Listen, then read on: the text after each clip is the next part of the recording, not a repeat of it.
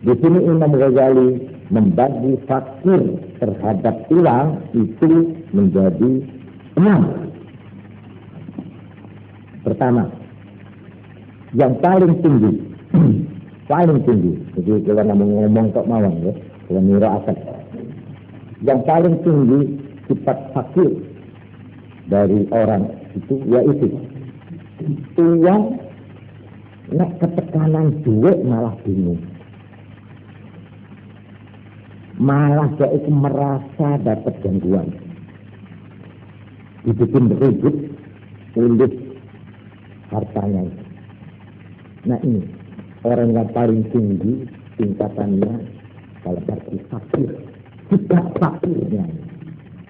Nek ketekanan rezeki malah bingung. Ini jangan arti cinta. Ketitipan duit semonten ini. Ini ketingkatan yang tertinggi. Tapi kira-kira saat ini tidak ada orang macam itu. Malah tidak boleh duit. Mungkin boleh duit malah cinta. Tapi ini tidak rasa. Ini nomor 1. Nomor 2. Dia itu tidak sangat mengharapkan. Tapi tidak sampai bingung. Jadi dia itu umpama dapat rezeki atau dapat harta, dia tidak lalu pincak-pincak bunga. Tapi umpama dia dapat juga dia tidak merasa bingung atau merasa terganggu. Ya ini disebut memiliki yusanna radiyan, orang yang ridho. Kalau tadi orang yang zuhud. Jadi zuhud dalam ukuran tertinggi, yaitu orang kalau ketitipan harta kekayaan malah bingung dia. Khawatir tidak bisa mempertanggungjawabkan penggunaan uang itu. Khawatir dia salah dalam penggunaan uang itu. Jadi dia itu dipusingkan karena ketitipan harta kekayaan. Ini orang yang disebut tertinggi. Ini zahid. Kalau yang kedua, dia tidak terlalu senang dalam arti kalau dapat ya kok pincak-pincak ya enggak. Tapi kalau dapat kok dia itu merasa bingung, sumpah ya enggak. Nah ini namanya orang yang rodian, orang ridha. Terus yang ketiga, di bawah ini. Dia umpama dapat itu lebih senang. Jadi adanya uang buat orang ini lebih disenangi daripada tidak ada uang. Cuma dia itu tidak terlalu dirangsang untuk mencari uang itu. Tidak terlalu dirangsang. Apa dirangsang? Tidak terlalu dipengaruhi. Ya, ngoyo-ngoyo ingin cari tidak. Tapi umpama dia dapat uang, dia lebih senang daripada tidak dapat. Cuma dia tidak mau usaha montang-manting. Nah ini yang ketiga. Oleh karena itu orang ini sikapnya begini. Saya lebih senang ada uang, tapi uang itu tidak dengan kangelan, dengan susah payah montang-manting. Jadi tidak. Nah ini dinamakan orang qanaah. Qanaah. Ngeremah. Qanaah. Qani'an. Jadi urutannya yang tertinggi zahid, yang di bawahnya radi, ridha, yang ketiga qanaah. Jadi dia apa yang ada di tangan itu cukup sudah. Tidak ngoyo-ngoyo cari lainnya. Ini namanya qanaah. Lalu yang keempat, dia itu dalam keadaan sebenarnya ingin berusaha, cuma dia itu tidak ada kesempatan atau tidak ada nasib baik. Ya, tidak nemu jalan lah itu. Tapi saat itu kepingin dia duit. Tapi tidak bisa. Tidak nemu jalan tak. Cara dagang tidak di bondo. Arep ini tidak bisa. Tapi kepingin ngaji bila setan. Kepingin dan nemen dan oleh kepingin. Jadi umpama dia ini nemu jalan, mau apa jalannya itu dilakukan. Cuma dialah dia itu tidak nemu jalan. Betul. Niki wong fakir, tapi fakir niku bukan fakir zuhud, bukan fakir ridha, bukan fakir Napa namanya? Qanaah. Tapi dilebokno harisul al-hirsu ala dunia. Melat ke dunia. Hirsun itu mencari kasar melat. Jadi itu ada orang wis miskin, wis melarat, tapi dilebokno wong tomak. Ini angel. Wis gak duwe, wis melarat, tapi wis dilebokno tomak. Ya napa nih? Nah niku. Ya iku wong sing sak temene kepingin numpuk kekayaan yang ora iso, ora nemu kesempatan. Jadi apa sih nasibnya? Tapi akhirnya tetap baik kepingin lagi sampai nuntut itu pirit-pirit terus cara kasarin gitu. Sampai terona. Gak iso ngurangi, tapi awak melarat. Ini tetap wong iki diarani tomak dunia. Podo, ini podo karo wong sing majhul balak. Orang yang rino wengi hanya cari itu saja harta. Ya? Orang yang siang malam hidupnya itu hanya untuk itu saja. Dia kemana saja sampai tidur pun yang dipikirkan hanya itu. Dan itu orang tomak dunia. Hari itu sama dengan orang fakir tadi itu yang ngoten bodoh. Nah, ini sebenarnya rugi Indo ini. Salah abad belara, boleh masih orang sedekah, kan repot nikah. Ini. Jadi barang tentu orang melarat, orang fakir itu, sampai sok fakir itu, yang fakir itu suarga, mana ya? Terima, betul tentu. Jadi memang Ghazali terlebihnya gitu. Apa zuhud, apa ridha, apa qanaah, apa al-hirsu. Jadi al-hirsu itu luru bentuknya. Satu bentuk orang larat, satu bentuk orang yang kerja montang-manting. Ini sama pangkatnya orang dia. Sama-sama dianggap orang yang gila harta. Yang satu berhasil, yang satu tidak berhasil. Betul. Tapi dua-duanya capek foto. Ini yang keempat. Lalu yang kelima. Orang yang tingkatnya tingkat mudtar istirahat terpaksa. Istirahat. Ini tingkat istirahat. Ini hanya menerangkan dia ini betul-betul orang kelaparan, orang telanjang, dan orang bambu nggak dua umat. Ini istirahat, yang sing kepeksa. Ini punya hukum sendiri ini orang. Omah orang dua. Padahal ini minim ini paling sedikit orang punya rumah, tidak punya bambungan, gelanggangan. Arep mangan dia tidak bisa. Ini orang anu kelaparan. Dan pakaian juga tidak punya sampai dia itu telanjang, tidak karuan. Ini orang yang buntot. Ini keadaannya ya dia harus ditolong ini, menolong ini. Malah kalau perlu dia boleh makan barang haram, kan? Umpamanya saya keluar tidak karuan ini, umpamanya tidak mangan mati, salir masih datang oleh, kan? Mangan datang oleh, tapi saya pernah ada datang itu umpamanya udah bencana tak berbicara, betul-betul tidak oleh. Orang yang terpaksa istirahat ini darurat istirahat ini darurat. Itu hanya boleh makan batang sekiranya dia itu sudah kuat ambaan kuatannya. Harus stop. Jadi namanya darurat itu terpaksa. Nah, terpaksa Nabi ajan duaan. Tuh boleh terpaksa itu. Ajan duaan batang ya. Ini yang kelima. Kemudian yang keenam, ini yang tertinggi lagi, lebih tinggi daripada yang pertama. Ini yang keenam. A'la min az-zuhd. Wah, ini yang paling aneh ini. Ini yang keenam ini.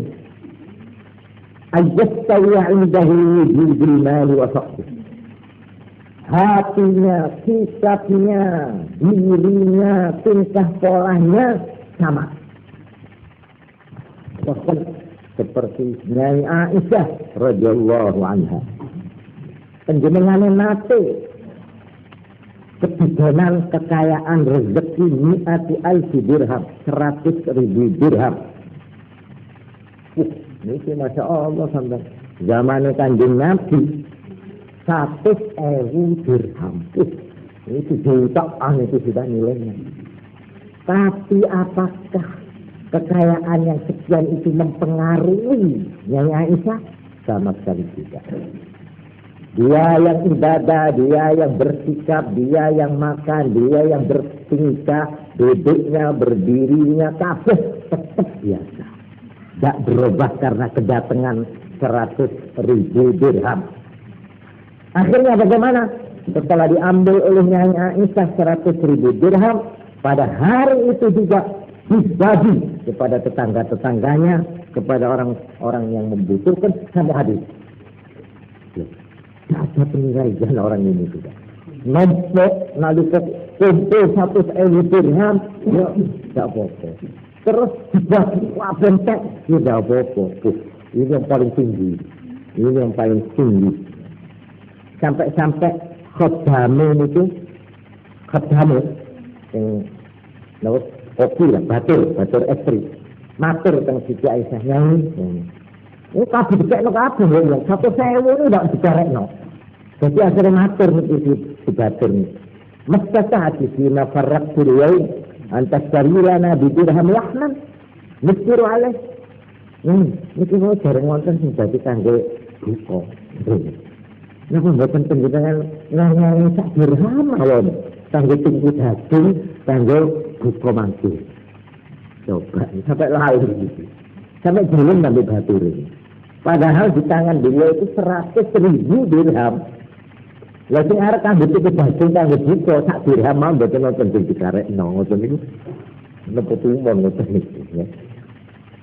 Akhirnya jarang telat sakalat la zakartini la fa'atu wa la qad ngiling-ngiling no mau.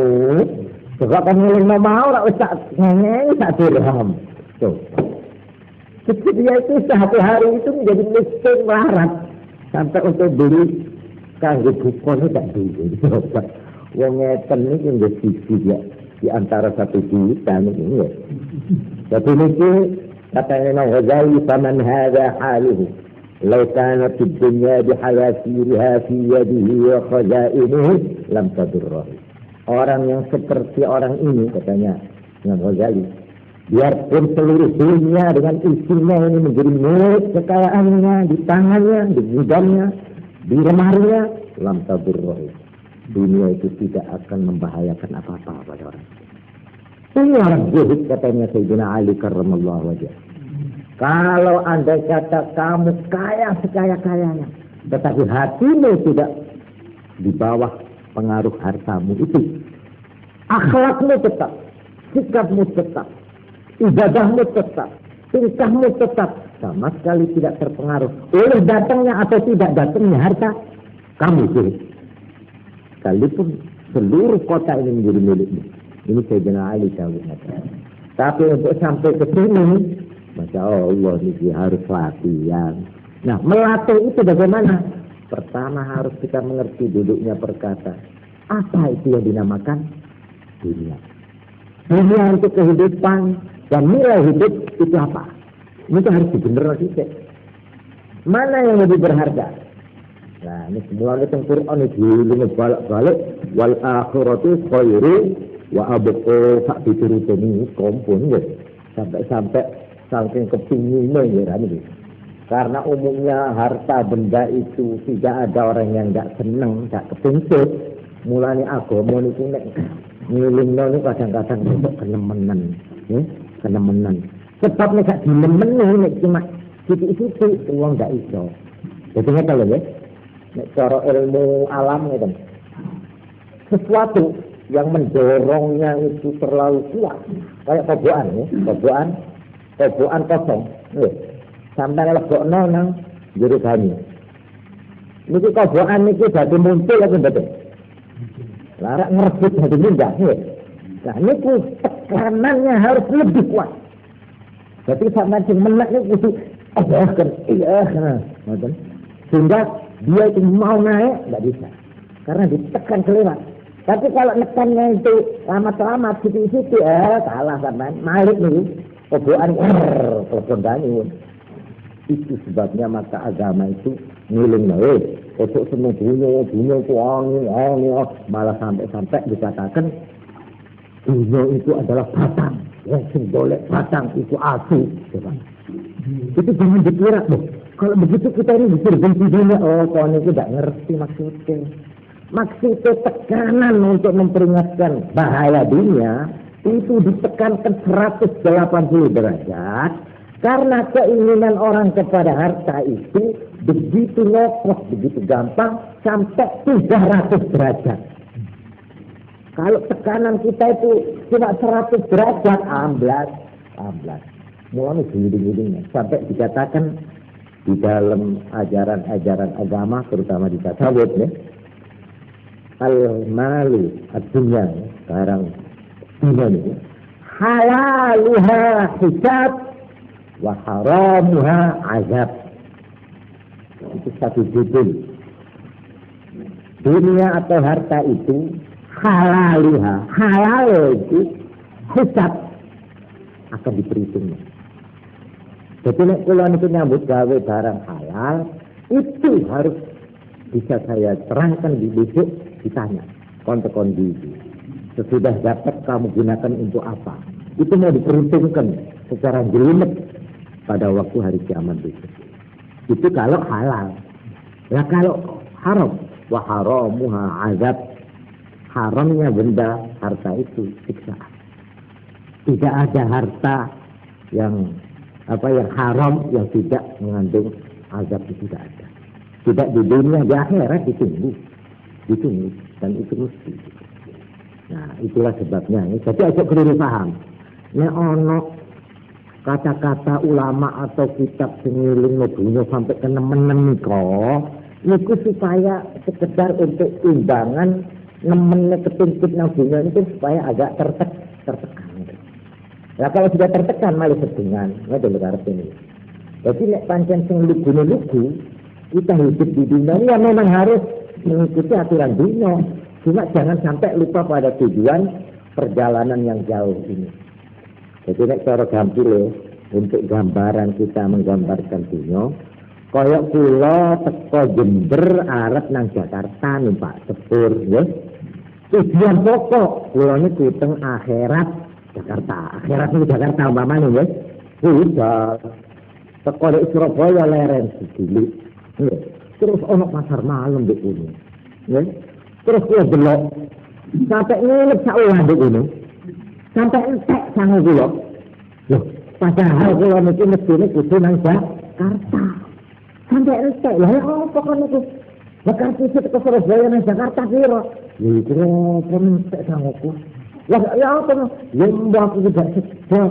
Mau di Surabaya ndelok pasar malam iki akhir kerasan sampai kali aku iki harus ke Jakarta.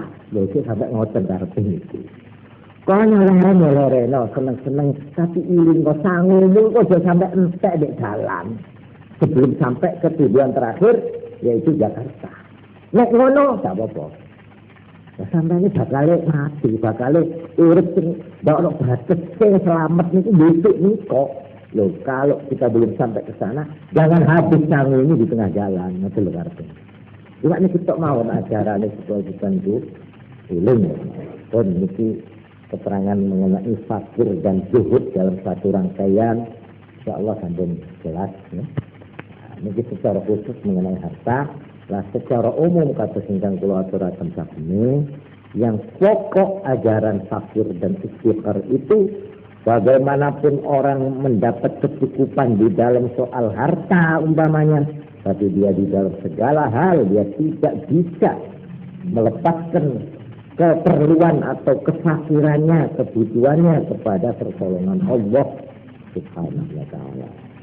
Dan gunawan secara kali ini insyaallah bab niki insyaallah sampun selesai ya. Lajeng niki dipun apa malam Jumat ya. Malam Jumat kula badhe ngetekaken jadwale adab amaliyah, amalan-amalan kalih Niki detat karek titik ya. Detat kali amalan sebenarnya namun sampai apa? Sampai zuhur ya. Ya zuhur. Lalu zuhur terus bagaimana? Nah ini insyaallah kali ya mungkin masalah ditulung Allah. Sampun semadang wallahu a'lam bishawab.